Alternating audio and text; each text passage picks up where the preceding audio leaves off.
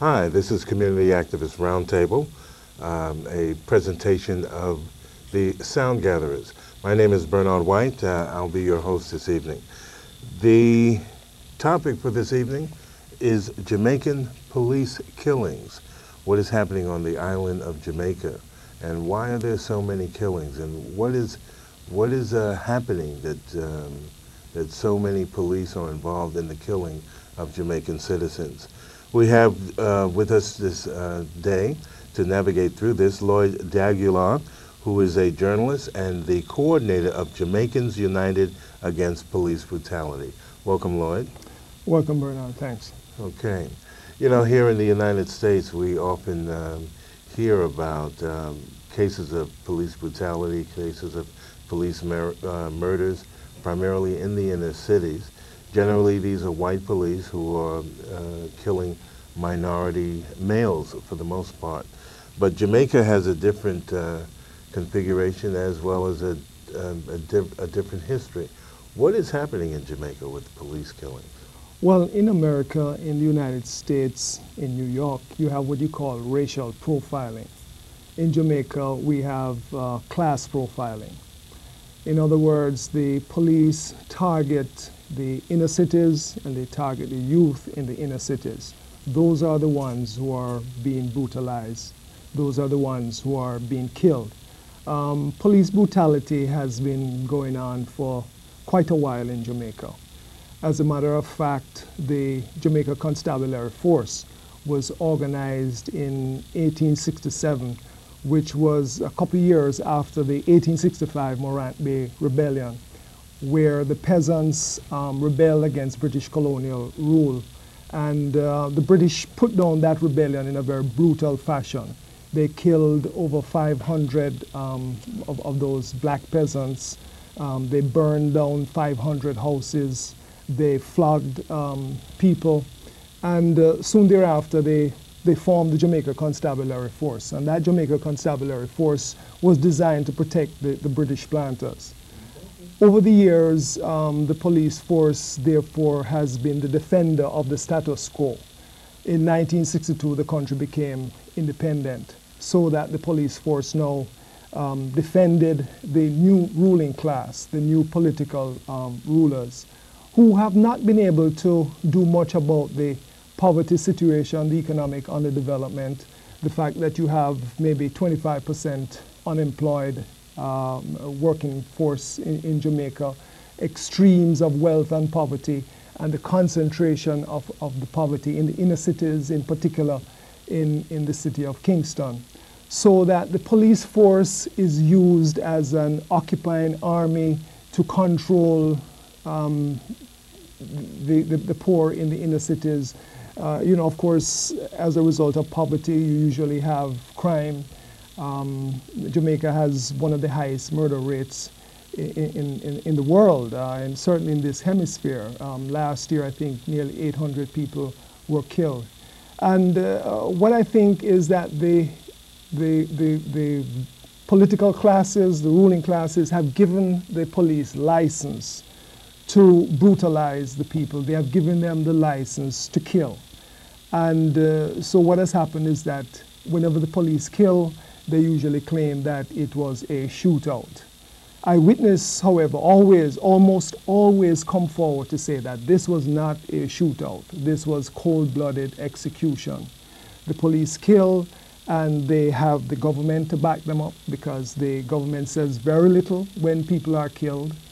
The judicial system is quite corrupt.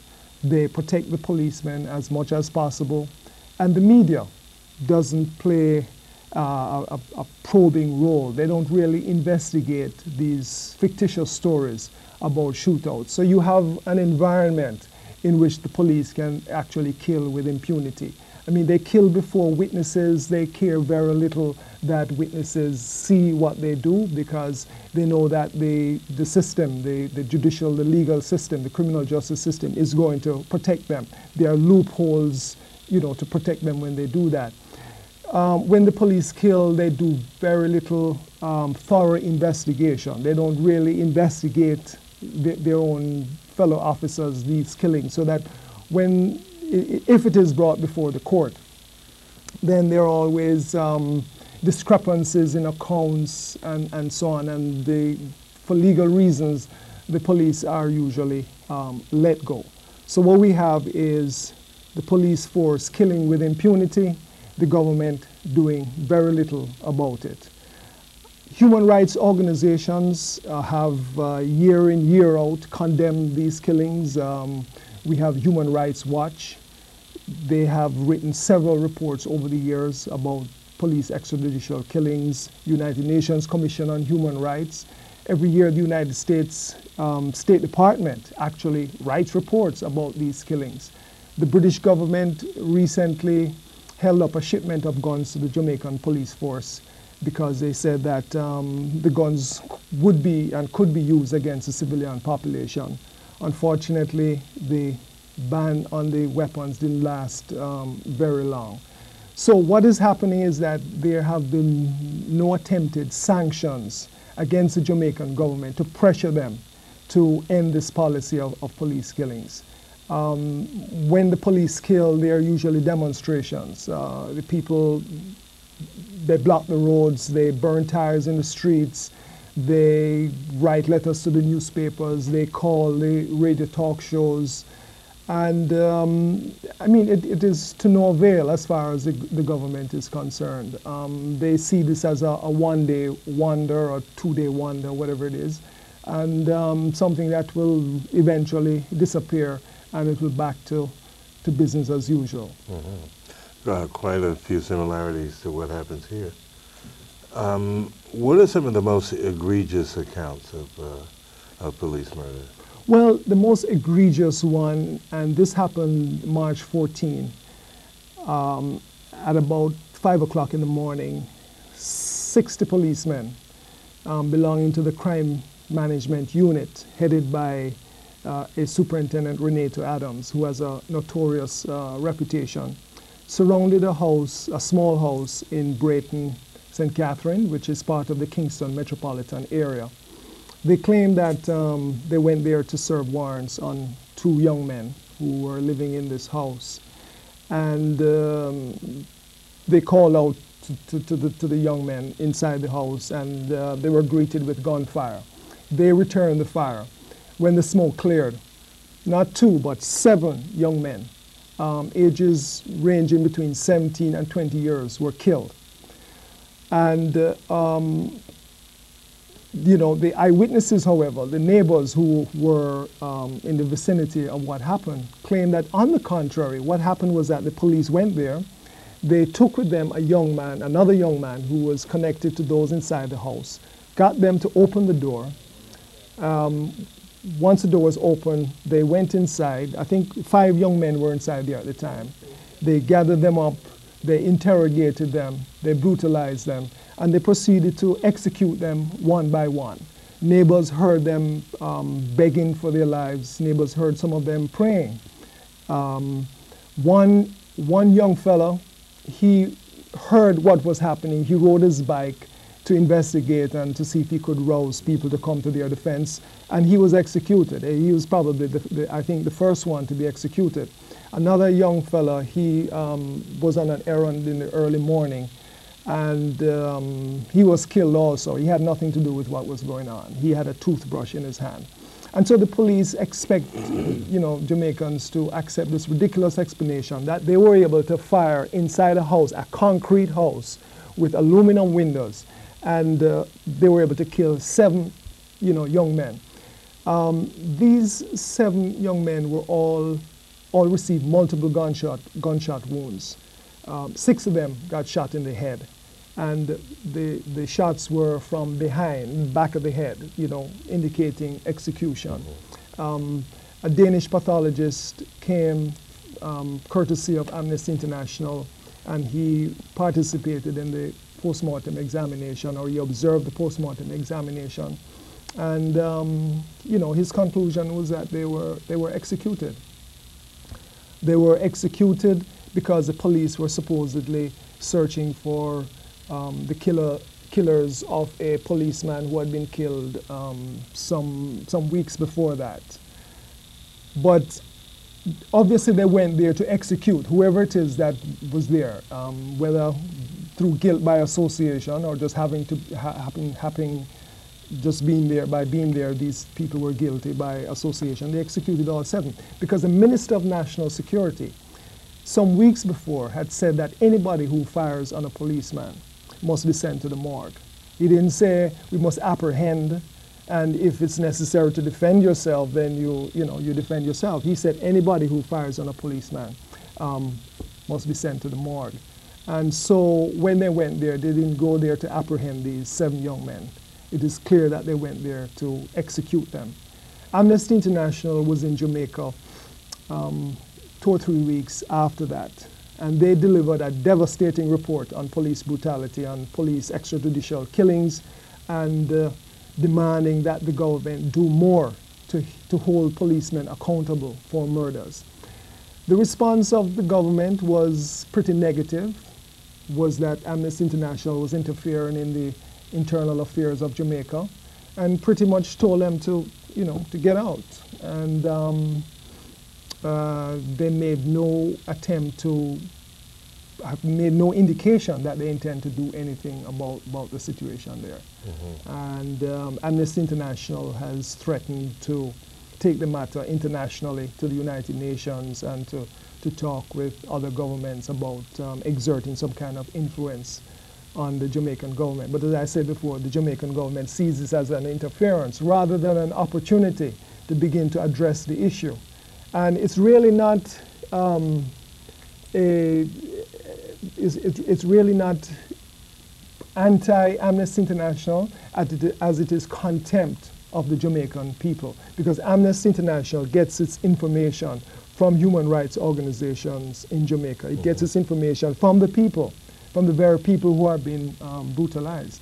And I would just say that over the years, the 20 or 30 years where police brutality and police killings have been at its highest, I would say maybe 5,000 people have been killed by the police, and most of these killings have never been brought before the courts. Never been brought before the courts. Very rarely does a policeman go before a court to explain himself or to explain his actions.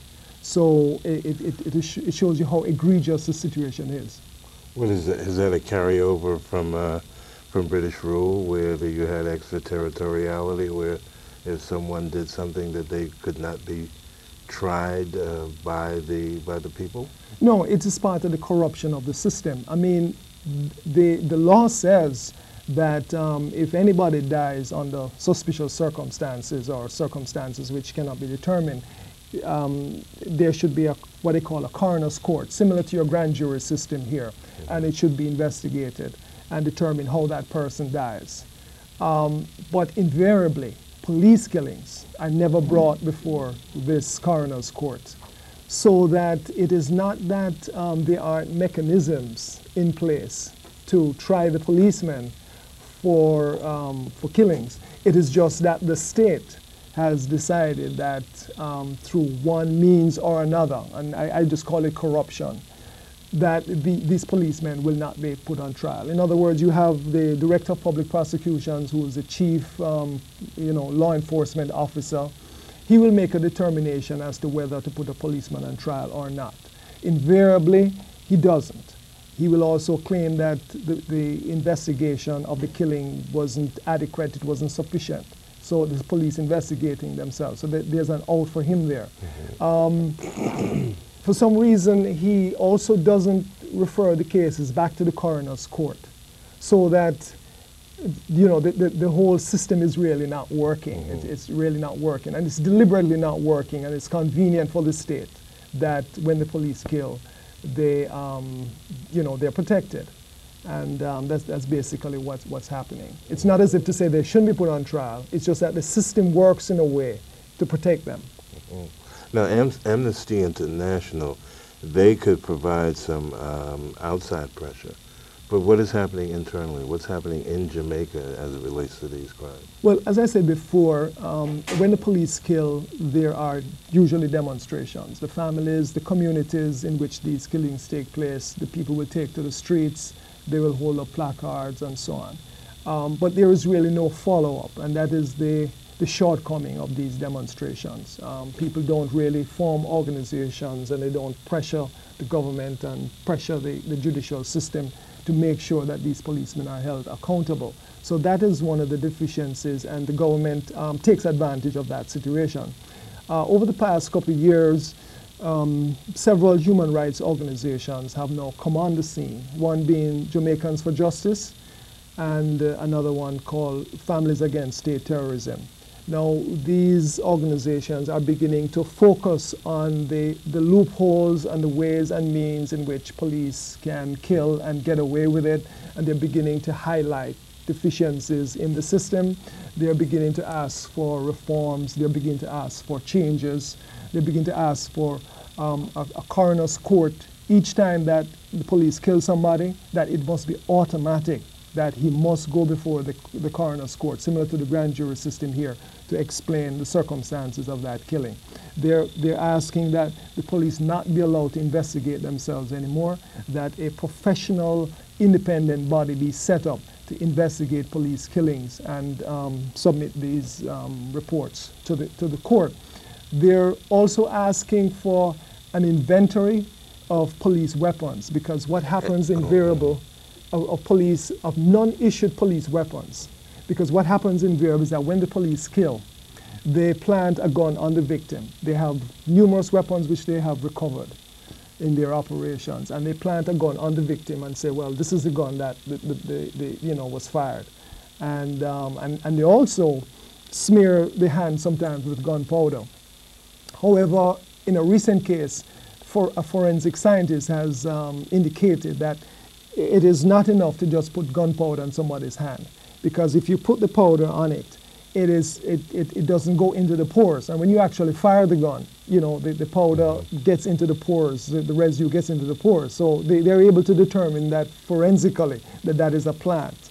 And the police think that they can get away with it. But they get away with it if there's no forensic investigation. So there are all these things. And then, as I said before, there is the media, which doesn't really do any serious investigation. I mean, they simply take the police news report that there was a shootout, 3 men fired at the police fired back. At the end of the day, one was found with a gunshot wound, and he died, subsequently died.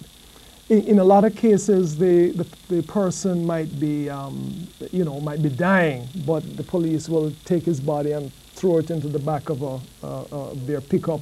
They will drive the body around until the person dies, and they don't simply dump it at the morgue or dump it at the hospital. I mean, these are the kind of egregious things which take place there, and the government has shown no concern, no sympathy, no intention of doing anything about it. Mm-hmm. This kind of injustice, if it's allowed to continue, it would seem that there would be some kind of uprising amongst the people. Do you see that in the future of Jamaica? Well, I mean, the police is totally discredited at the present moment. Nobody believes their stories about shootouts. However, because of the high crime rate and because of a history of mob violence, a high crime rate in the inner cities, sometimes people say, well, okay, we know it wasn't a shootout, but those guys are criminals anyway, so let's eliminate them, let's kill them. So there is a kind of a residue of support for that kind of vigilante, extrajudicial type killings among some people, because they are the victims of crime. So that sort of complicates the situation somewhat. And the police feed off that, so that if you're not a criminal, but you are moving in certain circles, then the best thing to do is to eliminate you. But I would say on surveys that have been done, polls that have been done, more than 60% of the people do not believe police stories of shootouts, and believe that the police is brutal and corrupt, and want to see changes. Having killed these 7 young men recently, there was another case where a man of unsound mind was beaten to the point where his stomach was ruptured and he eventually bled to death and died a couple of days after. The court determined that he was criminally killed, but the public prosecutor decided that he didn't know who it was to charge for the killing.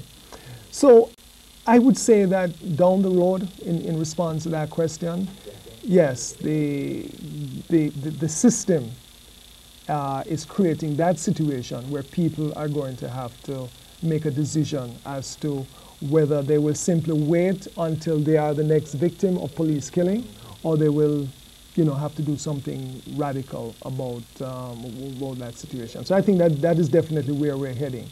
Mm-hmm. No one can say precisely how, when, or where, but you just can't continue to kill like that. In the 1980s, the police were killing an average of about 200 and 250 people each year. In the 1990s, it has gone down somewhat. It's about 150, but it's 150 people too many. Mm-hmm. In the year 2001, to date, at least 60 to 70 people have been killed. And if we were to go by the trend, another 70 people are going to be killed before the end of the year. So it's like playing, Russian roulette. Who's next? Who's next? So from what you're saying, it appears that if you can get it to court and before a jury, there's enough skepticism about police brutality that there might be some justice meted out.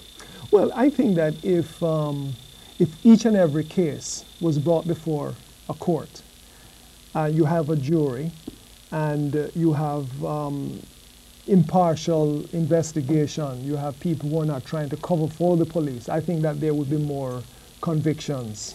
I certainly do believe that.